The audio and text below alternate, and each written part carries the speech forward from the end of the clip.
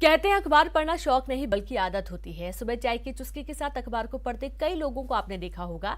लिहाजा अखबार की आज की क्या है सुर्खियां, ये तो बताएंगे ही, साथ ही ये भी बताएंगे कि आज किन किन खबरों पर होगी हमारी खास नजर, खबरें क्यों बनी है खास, ये भी जानेंगे।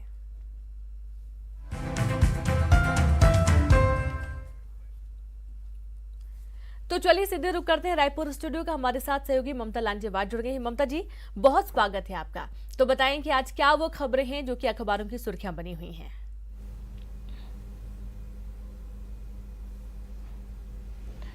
सुप्रभात रीनू। और आज हम तमाम जो अखबार हैं वो कल चूँकि राज्योत्सव था और किस तरह से राज्योत्सव की छटा बिखरी रही और 3 दिवसीय जो आदिवासी राष्ट्रीय नृत्य महोत्सव था उनकी तमाम झलकियों से भरा पड़ा है। और इसके साथ ही मुख्यमंत्री भूपेश बघेल ने जो राजीव गांधी किसान न्याय योजना के अंतर्गत किसानों के खाते में 1500 करोड़ की जो राशि अंतरित की है उसकी खबर है। तो नई दुनिया ने खबर दी है कि किसानों की 1500 करोड़ की दिवाली और 21 लाख किसानों के खाते में पहुंची न्याय योजना की तीसरी किस्त।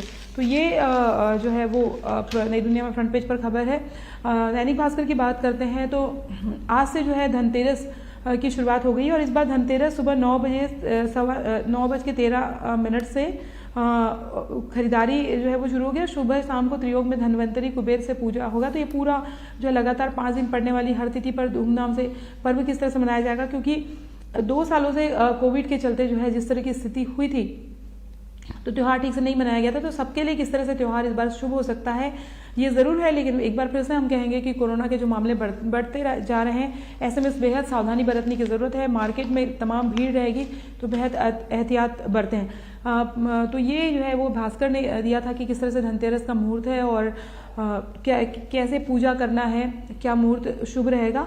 पत्रिका में फ्रंट पेज पर अगर हम बात करें तो फ्रंट पेज पर खबर है कि 42 लाख बच्चों को इस बार बगैर सुई वाला टीका लगाया जाएगा और टीका लगने पर दर्द भी कम होगा और साइड इफेक्ट भी जो है वो न्यूनतम होगा। तो कोविड के संक्रमण को रोकने के लिए लगातार सभी को टीके लगना, छोटे बच्चों को लेकर खासतौर पे अगर हम बात करें तो उनका टीकाकरण किस तरह से होगा और ये तमाम डिटेल जो है उन्होंने दी है कि पहले चरण में 12 से 17 साल के बच्चों को टीके लगेंगे और कैसे लगेंगे, बिना सुई वाले टीके लगेंगे।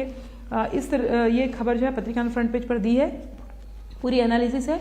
हरिभूमि की अगर हम बात करें तो हरिभूमि ने और तमाम अखबारों ने इस खबर को प्रमुखता से दिया है। जो सीरियल ब्लास्ट हुआ था पटना, उसमें रायपुर के हैदर समेत 4 दोषियों को सजाए मौत हुई है और रायपुर के जो 2 दोषी हैं उनको उम्र कैद हुई है। तो ये पूरा घटनाक्रम क्या था और NIA कोर्ट ने जो है वो सजा का ऐलान किया है। और 2013 में जो है प्रधानमंत्री नरेंद्र मोदी की रैली के दौरान ब्लास्ट का मामला आया था और NIA कोर्ट का ये जो है वो फैसला जो है वो आया है। तो ये है हरिभूमि में। और नवभारत की अगर हम बात करें तो नवभारत और सभी अखबारों ने जो प्रमुखता से खबर दी है ये है कि राष्ट्रीय नृत्य महोत्सव की सफलता के बाद में मुख्यमंत्री भूपेश बघेल ने कल मंच पर जो है वो घोषणा की थी राज्योत्सव के मंच पर कि लोक कला को, छत्तीसगढ़ की लोक कला को मौका और भी ज़्यादा मंच मिलना चाहिए, क्योंकि ऐसे में 3 दिनों का जो है स्वामी विवेकानंद की जयंती पर 12, 13 और 14 को 3 दिनों का लोक कला एवं साहित्य युवा महोत्सव का आयोजन किया जाएगा। और इस दिन इसमें जो है वो तमाम तरह के लोक कलाकार, लोक भाषा व बोलियों के साहित्यकारों को बड़ा मंच मिलेगा। इसके साथ ही नृत्य की जो विधाएं हैं वो देखने के लिए मिलेंगी और इन्हें जो है वो सम्मानित भी किया जाएगा। तो इनमें जो है छत्तीसगढ़ी, हल्बी, गोंडी, कुड़क, सरगुजी सहित सभी लोक भाषा बोलियों के साहित्यकारों को बड़ा मंच में मिला जाएगा। इसमें से कई ऐसी भाषाएं जो है वो भी है जो आदिवासी भाषाएं हैं जो खत्म होती जा रही हैं।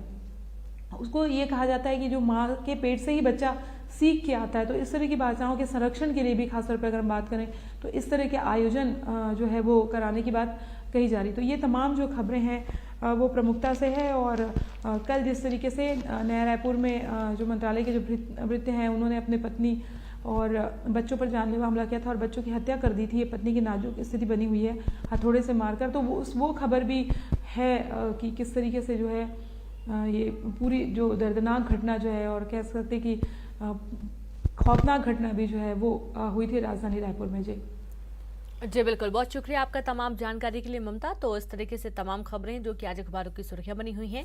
तो वहीं छत्तीसगढ़ का 21वां स्थापना दिवस मनाया गया और राज्योत्सव के मौके पर रायपुर के साथ ही पूरे प्रदेश में कार्यक्रम का आयोजन किया गया।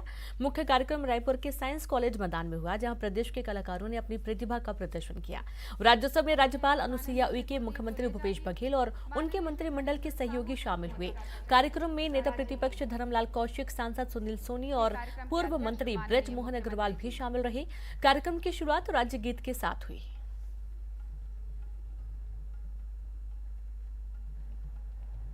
छत्तीसगढ़ को हम आमंत्रित करते हैं माननीय मुख्यमंत्री महोदय के स्वागत। माननीय राज्यपाल महोदया का आगमन हो चुका है।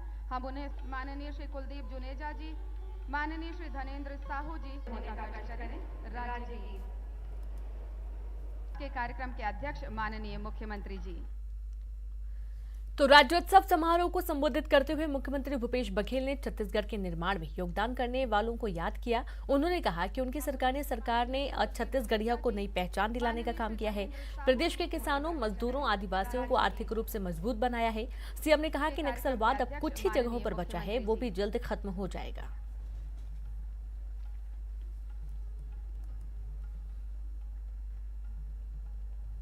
छत्तीसगढ़ को हम आमंत्रित करते हैं माननीय मुख्यमंत्री महोदय के स्वागत। माननीय राज्यपाल महोदया का आगमन हो चुका है। हम उन्हें माननीय श्री कुलदीप जुनेजा जी, माननीय श्री धनेन्द्र साहू जी राज्य। राज्योत्सव पर पूरे प्रदेश में कार्यक्रम का आयोजन हुआ। बलरामपुर में कार्यक्रम के मुख्य अतिथि के तौर पर संसदीय सचिव ब्यूटी मंजू शामिल हुए। तो वहीं सूरजपुर में उत्साह के साथ राज्योत्सव मनाया गया। विधायक लालजीत सिंह राठिया मुख्य अतिथि के रूप में शिरकत किए। कवर्धा में पीजी मैदान में आयोजित कार्यक्रम में मुख्य अतिथि ममता चंद्राकर ने किया राज्योत्सव का शुभारंभ। उधर कोरबा में घंटाघर ओपन थिएटर में राज्योत्सव का आगाज संसदीय सचिव द्वारकाधीश यादव ने किया। प्रज्वलित कर शुभारंभ किया गया। विभागीय प्रदर्शनों सहित सांस्कृतिक कार्यक्रमों का मंचन हुआ। कार्यक्रम में स्थानीय विधायक और जन प्रतिनिधि मौजूद रहे। बाद बलौदा बाजार में भी 21वीं राज्योत्सव का शुभारंभ कसडोल विधायक शकुंतला साहू और राज्यसभा सांसद छाया वर्मा ने दीप जलाकर किया। कोंडा गांव में राज्योत्सव का उद्घाटन केशकाल विधायक सह बस्तर विकास प्राधिकरण उपाध्यक्ष संतराम नेताम ने किया।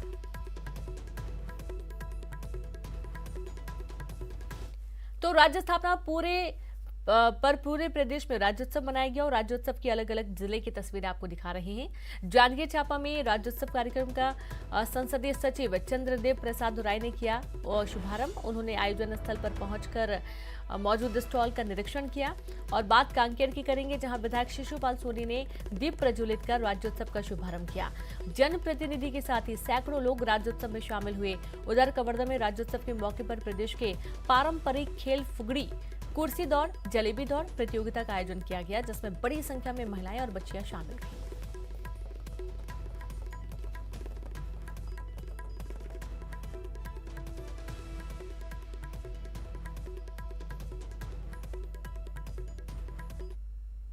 और वक्त एक ब्रेक का है, हम जल्द हाजिर होंगे।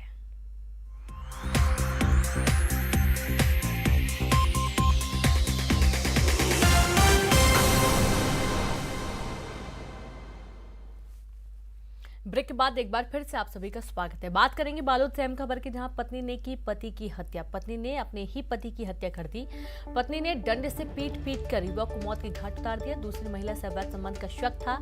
डौंडी थाना क्षेत्र के कंजेली गांव का ये पूरा मामला सामने आया है। बड़ी खबर है, जहां पर पत्नी ने अपने पति की डंडे से पीट कर बेरहमी से हत्या कर दी है। अवैध संबंध का शक था कि जो उसका पति है उसका दूसरी महिला के साथ अवैध संबंध था और इस शक के चलते महिला ने अपने पति को मौत के घाट उतार दिया। डंडे से पीट कर युवक की जान ले ली। और ज्यादा जानकारी के साथ संवाददाता संतोष जुड़ गए हैं। संतोष, बहुत आश्चर्य की बात है कि अवैध संबंध के शक में एक महिला ने अपने पति की जान ले ली।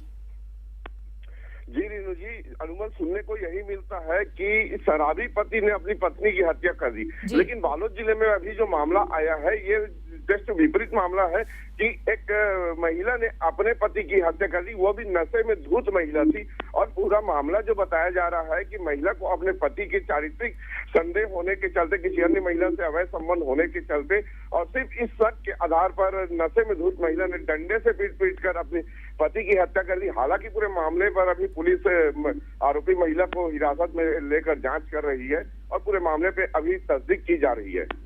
जी बिल्कुल। और जैसा कि आप बता रहे हैं कि महिला नशे की हालत में थी, उस दौरान उसने वारदात को अंजाम दिया या फिर और कुछ कारण था?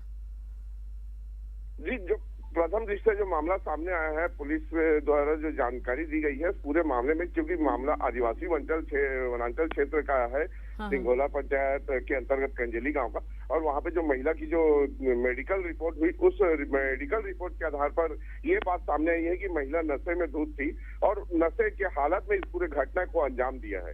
जी, शुक्रिया आपका जानकारी के लिए। तो इस तरीके से जैसा कि संतोष बता रहे हैं कि महिला नशे की हालत में थी, मेडिकल रिपोर्ट में जानकारी मिली है और अवैध संबंध के शक में उसने अपने पति की जान ले ली।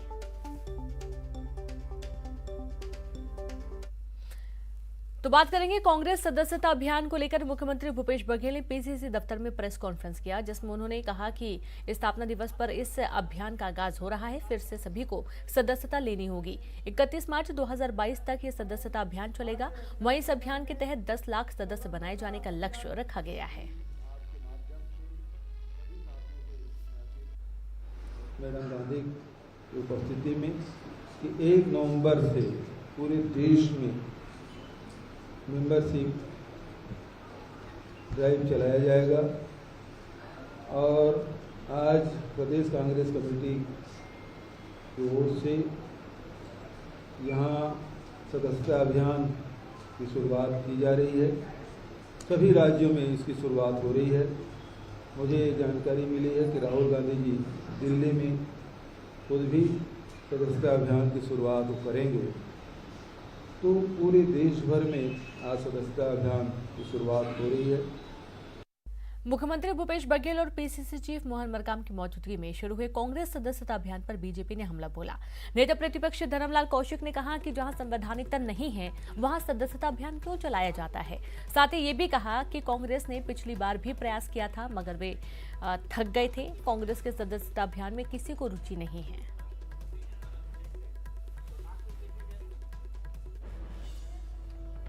इनका जो है पिछले बार भी प्रयास किए थे और थक गए थे, उसके बाद में बंद कर दिए थे क्योंकि लोगों की रुचि है नहीं, वहाँ लोकतंत्र है नहीं। तो काहे का सदस्यता अभियान कराना, काहे को दिखावा करना, चुनाव होता नहीं है उनका। सदस्यता अभियान का मतलब होता है सदस्यता अभियान करना, उसके बाद में नीचे से लेकर ऊपर तक चुनाव होना। आंतरिक लोकतंत्र कांग्रेस में ख़त्म हो गई है और कांग्रेस में लोकतंत्र खत्म होने के कारण में मुझे लगता है केवल दिखावा करने के लिए है। उस सदस्यता अभियान का कोई औचित्य नहीं है जहां पर उसकी उपयोगिता संवैधानिक ना हो। कांग्रेस के सदस्यता अभियान पर बीजेपी के निशाना साधने पर कांग्रेस ने पलटवार किया। कांग्रेस संचार प्रमुख सुशील आनंद शुक्ला ने कहा कि कांग्रेस वर्चुअल सदस्य नहीं बनाती है, बीजेपी तो मिस्ड कॉल देकर सदस्य बनाती है। साल 2018 में बीजेपी ने मिस्ड कॉल से जितने सदस्य बनाए थे उतने तो वोट भी नहीं मिले। कौशिक जी कांग्रेस की सदस्यता अभियान पर टिप्पणी करने के बजाय आत्मोलोकन करें। मिस्ड कॉल के माध्यम से सदस्य बनाए थे और दावा किए थे कि 46 लाख से अधिक सदस्य छत्तीसगढ़ में भारतीय जनता पार्टी के हैं।